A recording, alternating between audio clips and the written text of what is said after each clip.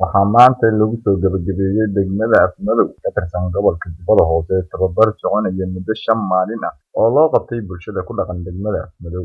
Tababarkani oo ahaa mid isdhexgal bulsho ah ayaa waxaa ka faa'iideystay in ka badan 100 qof oo ka mid ah dadka ku dhaqan degmada Afmadow. Tababarkani oo ay soo qabanqaabisay dowladda ayaa waxa uu ahaa mid lagu barayay bulshada ku dhaqan degmada Afmadow isdhexgalka bulshada iyo maamul wanaagga. Baritaanka tababarkani ayaa waxaa ka soo qayb galay mas'uuliyiin ka socotay maamulka degmada Afmadow. Munaasabadda tababarka ayaa waxaa soo xiray kuna booriyay dadkii ka faa'iideystay tababarkani ay qabatay maamulka degmada Afmadow taliyaha ammaanka degmada Afmadow Sheekh Cali, isaga oo ugu baaqay dadkii ka faa'iideystay tababarkani in ay dib ugu celiyaan waxa ay barteen bulshada kale ee aan u helin fursadda in ay ka faa'iideystaan tababarkani.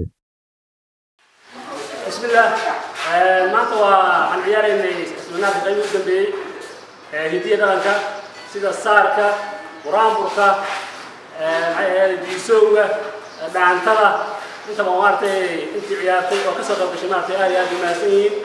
sababtoo ah qolo waxay ku faantaa maartay hidiya dhaqankeeda ay ayada leedahay. maanta meesha waxaan ka muujinay hidiya dhaqanka annaga khaasatan deegaankan aan u leenahay. marka waxaan rabaa maartay intii ka soo qayb gashay iyo maartay intii soo qaabisay iyo intii noo keentay maartay inaan meesha looga mahad celiyo. maartay hala wacyi geliyo laga saaro maartay baaqamuudada iyo stresska qurbaha maartay iyo baaqamuudada iyo maartay qabiilka iyo jahliga. Maxamed Axmed Warsame, Somali News TV, magaalada Kismaayo.